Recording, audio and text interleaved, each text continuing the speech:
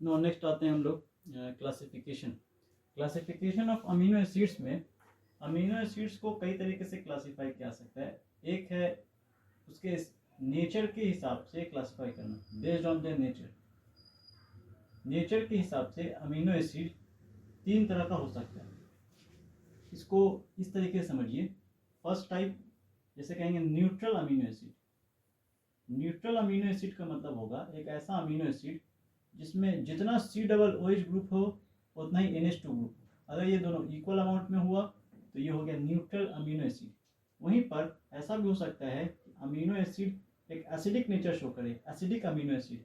Acidic amino acid में acidic part ज़्यादा होगा, ये एसिडिक पार्ट होता है, ये बेसिक पार्ट होता है। तो एसिडिक पार्ट अगर ज़्यादा है तो हो गया वो एसिडिक अमीनो एसिड। वहीं पर तीसरा आप खुद से समझ सकते हो, एक बेसिक अमीनो एसिड आ जाएगा। बेसिक अमीनो एसिड में एसिडिक पार्ट कम होगा और बेसिक पार्ट ज़्यादा होगा। इस तरीके से हम लोगों के पास कई तरह का अमीनो एसिड बन सकता है, एसिडिक, बेसिक और न्यूट्रल। सेकेंड टाइप होता है on the basis of based on their synthesization. Synthesization के हिसाब से अमीनो एसिड 2 तरह का मेनली होता है और ये दोनों बहुत इंपॉर्टेंट है। फर्स्ट जिसका नाम है इसेंशियल अमीनो एसिड। एग्जाम में क्वेश्चन आता है what is essential amino acid. Essential amino acid क्या होता है? एसेंशियल अमीनो एसिड का मतलब होता है एक ऐसा अमीनो एसिड जो बॉडी में सिंथेसाइज नहीं हो सकता, या बॉडी में नहीं बनेगा। खाए पिए बन गया, सोचेंगे बन जाए तो नहीं होगा। इसकी कमी को पूरा करने के लिए बाहर से आपको डाइट के थ्रू खाना पड़ता है कुछ। तो ऐसा अमीनो एसिड जो बाहर से खाने के द्वारा हम लोगों को मिले उसको कहेंगे इसेंशियल अमीनो एसिड। और इसको हम लिखते हैं can not be synthesized in our body. Can not be synthesized in our body.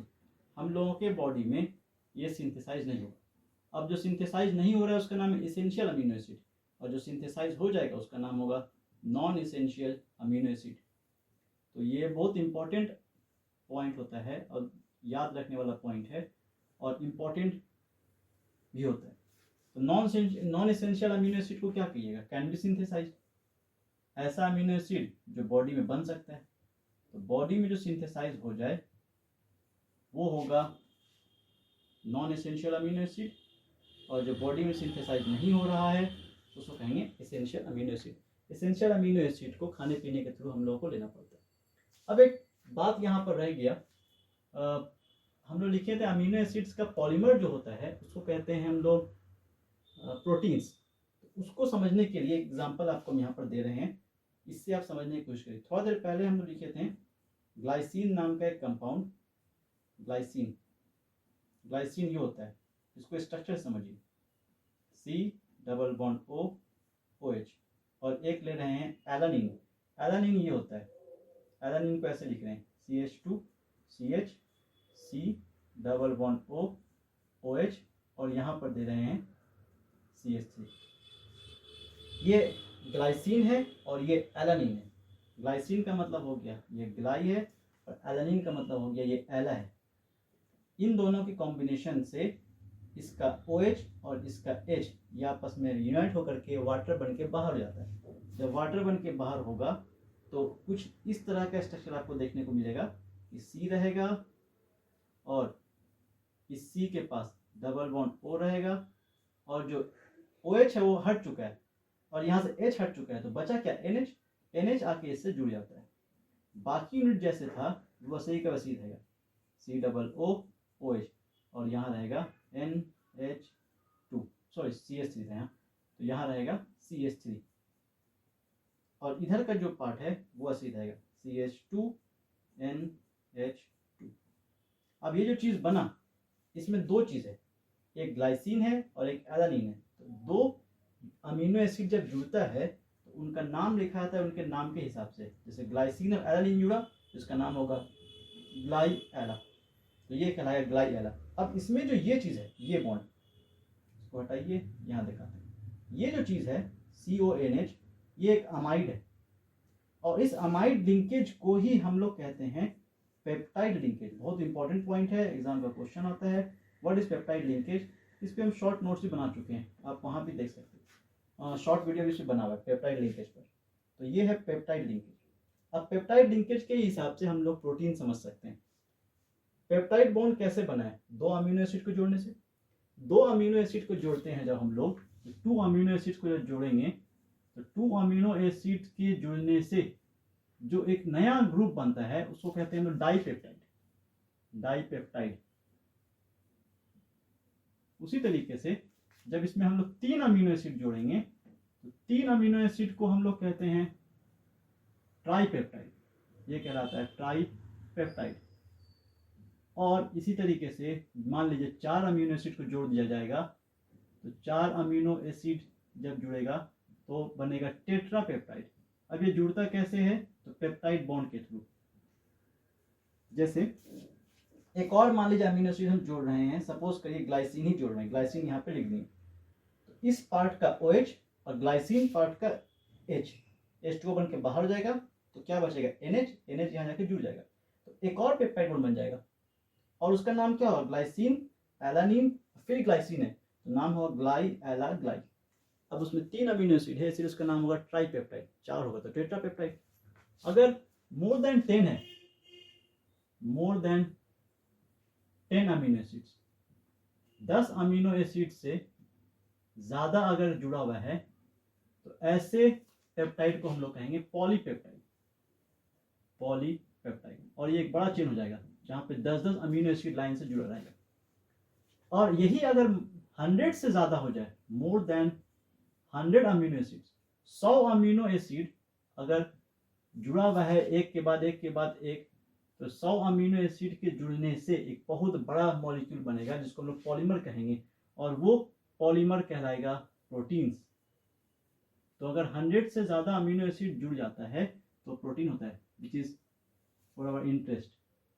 ये हम लोगों के इंटरेस्ट के लिए है जो प्रोटीन्स के बारे में हम लोग को देखना था। प्रोटीन्स क्या होता है?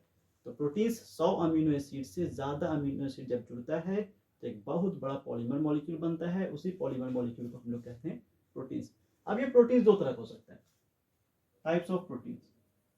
ये प्रोटीन्स 2 तरह का हो सकता है। एक प्रोटीन जिसको हम लोग कहते हैं फाइब्रस प्रोटीन।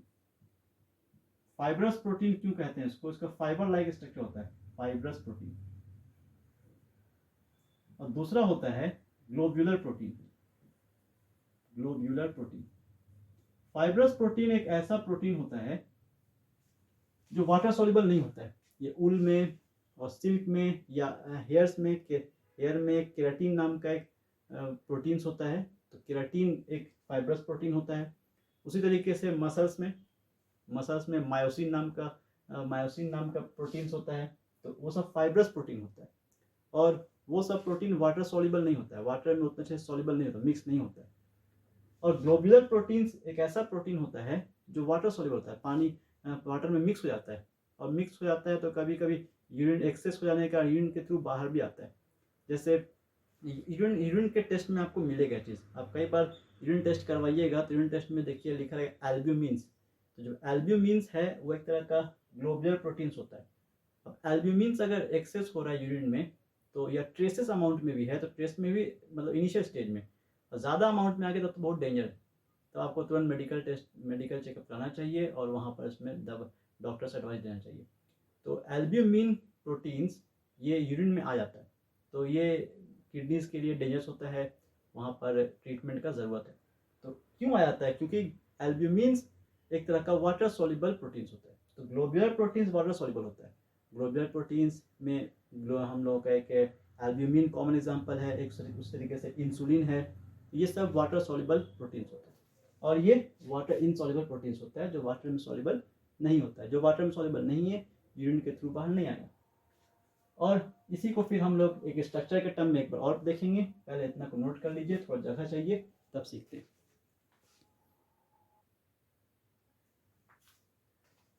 इस प्रोटीन्स में 2 प्रोटीन में जो एग्जांपल है, इसको करने के बाद एक और छोटा सा टॉपिक देख लेते हैं, स्ट्रक्चर। इस पर कोई खास क्वेश्चन नहीं है लेकिन आप थोड़ा सा समझ लीजिए स्ट्रक्चर। ये जो पॉलीपेप्टाइड चेन होता है ये अगर एक स्ट्रेट लाइन में इस तरीके से आगे बढ़े तो उसको स्ट्रेट लाइन को हम ऐसे दिखा दें, ऐसे। इसको हम लोग कहते हैं 1 डिग्री प्रोटीन। और ये जो 1 डिग्री प्रोटीन होगा इसको प्राइमरी प्रोटीन्स भी कह सकते हैं या प्राइमरी स्ट्रक्चर कह सकते हैं प्रोटीन का। ऐसा भी होता है कि ये राउंड हो जाता है, ये जो बड़ा सा चेन बनता है ये राउंड हो जाता है। राउंड क्यों होता है? एक कंपाउंड का, एक का CO ग्रुप दूसरे का NH का H ग्रुप, तो O और H के बीच में एक तरह का बॉन्डिंग रहता है, तो दोनों से बेंड हो जाता है, तो सर कॉइल जैसा स्ट्रक्चर घूम जाता है। तो ये पूरा एक बड़ा चेन होता है, उसमें घूमते जाता है घूमते जाता है, तो ये इस तरह से बन जाता है कुछ ऐसा हेलिक्स टाइप स्ट्रक्चर। तो ये कहते हैं हम लोग 2 डिग्री। 2 डिग्री स्ट्रक्चर में बहुत कॉमन है ये हेलिक्स वाला, एक होता है अल्फा हेलिक्स, इसको कहते हैं अल्फा हेलिक्स टाइप, और इसके अलावा एक और बनता है उसको कहते हैं beta pleated type. Alpha helix तो यही होता है, और बीटा प्लेटेड कैसे होता है? एक इस तरह का चेन है, मॉलिक्यूल अपने आप को इससे एडजस्ट करते आता है, और एक दूसरा है ऐसे, यहाँ पर मान लीजिए CO ग्रुप का O है, यहाँ पे मान लीजिए NH ग्रुप का H है, इन दोनों के बीच एक टेम्पररी बॉन्ड बन जाता है, हाइड्रोजन बॉन्ड इस तरीके से। तो ये जो इस तरीके से बॉन्ड बनता है फिर और रहता है और रहता है इस तरीके से। तो ये जो बॉन्ड बन जाता है एक तरह का, इससे एक कर्टेन जो होता है, पर्दा जो लगता है इस तरीके से होता है प्लीटेड टाइप का, इसीलिए इसको हम लोग बीटा प्लीटेड शीट कहते हैं, तो इसका नाम बीटा प्लीटेड शीट है।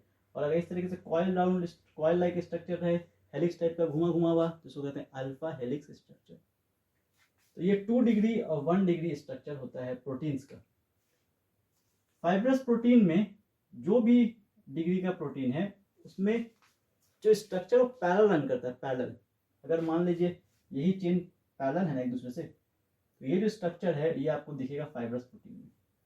उसी तरीके से ये जो 1 डिग्री है, 1 डिग्री का प्रोटीन अगर मान लीजिए रन कर रहा है पैरेलल, एक के बाद एक के बाद एक के बाद एक इस तरीके से, तो 1 डिग्री का प्रोटीन पर पैरेलल रन कर रहा है तो ये हो जाएगा fibrous protein, parallel like structure होता है।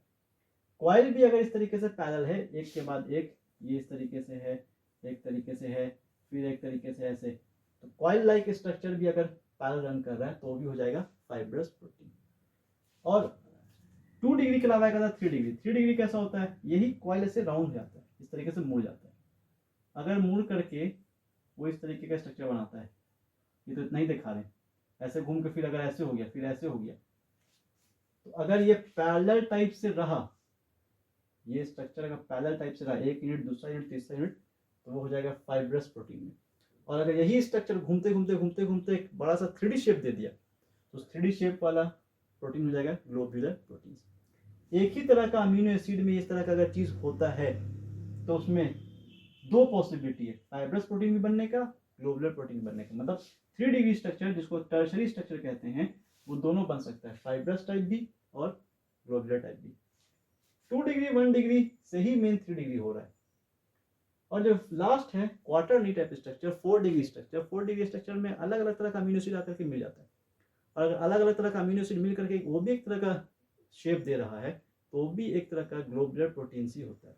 Globular protein 3D shape type का बनता है, स्फेरिकल शेप, इस तरह का शेप बनेगा। और फाइब्रस प्रोटीन में कोई चेन अगर रन कर रहा है पैरेलल, तो वो फाइब्रस प्रोटीन बनता है। और फाइब्रस प्रोटीन जो रन करता है पैरेलल, तो पैरेलल के बीच में ये जो बॉन्ड बनता है, यही बॉन्ड होता है हाइड्रोजन बॉन्ड। यहाँ भी 5 स्ट्रेट चेन में जब इस तरह रन करता है तो एक बॉन्ड बनेगा। ग्लोबुलर प्रोटीन्स में जो 4 डिग्री है, 4 डिग्री कैसे दिखा सकते हैं? मान लीजिए एक ये इस तरीके से स्ट्रक्चर है, दूसरा ऐसे, तो ऐसा ऐसा बहुत सा प्रोटीन हो सकता है, एक ही प्रोटीन हो या अलग अलग यूनिट हो, सब मिल करके एक बड़ा सा 3D शेप देता है, वो स्ट्रक्चर कहलाता है 4 डिग्री प्रोटीन्स। तो 4 डिग्री प्रोटीन्स का नाम होगा क्वार्टरनरी स्ट्रक्चर। और इसके बाद एक लास्ट टॉपिक आता है जिसको हम लोग कहते हैं डीनेचुरेशन ऑफ प्रोटीन्स। एक छोटा सा बहुत इंपॉर्टेंट टर्म, बस इसको हम आपको समझा दे रहे हैं, एग्जाम में इस पर क्वेश्चन आएगा। Denaturation of protein. Denaturation of protein का मतलब होता है प्रोटीन अपना बायोलॉजिकल एक्टिविटी को अगर लॉस कर देता है तो उसको कहते हैं डीनेचुरेशन। बायोलॉजिकल एक्टिविटी लॉस करने का मतलब जो इनिशियल स्टेज में है उसका अपना कुछ बायोलॉजिकल सिग्निफिकेंस, उसका अपना कुछ प्रॉपर्टी है, उस प्रॉपर्टी को अगर वो लॉस कर दे, चेंज हो जाए उसका प्रॉपर्टी, तो उस कंडीशन में हम कहेंगे वो प्रोटीन का डीनेचुरेशन हो गया, नेचुरल नहीं रहा, वो डीनेचुरेट हो चुका है, तो उसको कहा जाएगा डीनेचुरेशन ऑफ प्रोटीन। ये किस में देखने को मिलता है? अब जैसे एग है, मुर्गी का एग है या बत्तख का अंडा है, तो एग में जो प्रोटीन्स होता है नॉर्मल नेचुरल प्रोटीन है, अगर उसको बॉयल कर दिए तो उसका अरेंजमेंट, उसका स्ट्रक्चर, उसको प्रॉब्लम आया तो चेंज हो जाता है पूरी तरीके से। तो वो जो बॉयलिंग ऑफ एग होता है, तो एग का जो वाइट स्ट्रक्चर होता है उसमें हम कहेंगे डीनेचुरेशन आ चुका है, क्योंकि अब नेचुरल टाइप से नहीं रहा, उसका स्ट्रक्चर चेंज करेंगे, उसका अपना फिजिकल जो बायोलॉजिकल एक्टिविटी था वो पूरी तरीके से खत्म हो गया, दूसरा प्रॉपर्टी आ गया उसमें, उसको कहा जाता है डीनेचुरेशन ऑफ प्रोटीन्स। और ये किस कारण से हुआ? हीट करने के कारण से, टेम्परेचर चेंज के कारण से। तो टेम्परेचर चेंज के कारण से बायोलॉजिकल एक्टिविटी प्रोटीन्स का लॉस हो सकता है। तो डीनेचुरेशन ऑफ प्रोटीन दो कारण से हो सकता है। एक कारण हो सकता है उसमें टेम्परेचर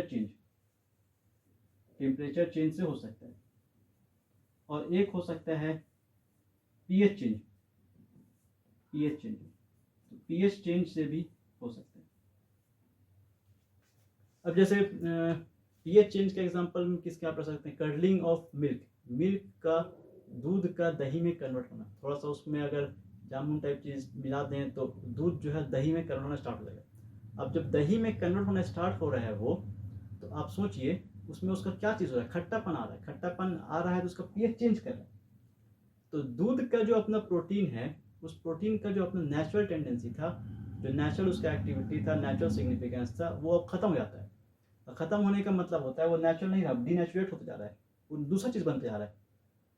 दही का अपना फायदा है, दही का अपना कुछ स्पेशलिटी, तो दही अलग चीज़ हो गया। तो जो मिल्क में प्रोटीन था, उस प्रोटीन का डीनेचुरेशन होते चला गया। और किस कारण से हुआ? तो पीएच चेंज कर रहा था। तो पीएच चेंज के कारण और टेम्परेचर चेंज के कारण प्रोटीन्स का डीनेचुरेशन हो सकता है। डीनेचुरेशन का एक और मतलब होता है कि ये जो स्ट्रक्चर होता है, इस तरीके से इस यहाँ पर और यहाँ पर इन दोनों के बीच एक तरह का बॉन्ड होता है, ये बॉन्ड के ही कारण घूम जाता है। ऐसे जो घूमता है बॉन्ड होता है, यहाँ बॉन्ड होता है। ये जो बॉन्ड के कारण जो घूमता है, ये बॉन्ड टूट जाता है, और टूटने से जो अल्फा हेलिक्स टाइप स्ट्रक्चर होता है वो ओपन हो जाता है, खुल जाता है। खुलने से प्रोटीन अपना बायोलॉजिकल एक्टिविटी को लॉस कर देता है। अगर हम बीटा प्लेट टाइप में बोले तो उसमें भी ये चीज़ होता है, टर्सरी में बोले इसमें भी चीज़ होता है, क्वार्टर में बोले उसमें भी चीज़ होता है, लेकिन 1 डिग्री में चीज़ नहीं हो सकता है। 1 डिग्री तो पहले से खुला ही है, 1 डिग्री टाइप का कोई ऐसा स्ट्रक्चर है नहीं, 1 डिग्री हम समझते हैं। तो ये जो डीनेचुरेशन है उसका ये मतलब होता है। तो प्रोटीन्स हम लोगों का ऑलमोस्ट पूरे तरीके से यहाँ पे खत्म हुआ। प्रोटीन्स में इतना ही हम लोग को पढ़ना था, बस अच्छे से प्रैक्टिस करिए, कोई क्वेश्चन आपका एग्जाम में नहीं छूटेगा, प्रोटीन से हर क्वेश्चन आपसे सॉल्व हो जाएगा। बाकी एनसीईआरटी में और भी देख सकते हो, प्रोटीन्स का और भी एग्जाम्पल है। ग्लाइसिन के अलावा हम लोग जो ल्यूसिन देखें, एलानिन देखें, उसमें आइसोल्यूसिन हो सकता है, ऐसा बहुत एग्जाम्पल है। तो 15 से 20 एग्जाम्पल वहाँ पर है, लेकिन कुछ इंपॉर्टेंट पॉइंट हम वहाँ पर लिख दिए थे। इस वीडियो में इतने ही रखते हैं, नेक्स्ट क्लास में हम लोग कार्बोहाइड्रेट्स करेंगे। Thank you. Like and subscribe for more videos.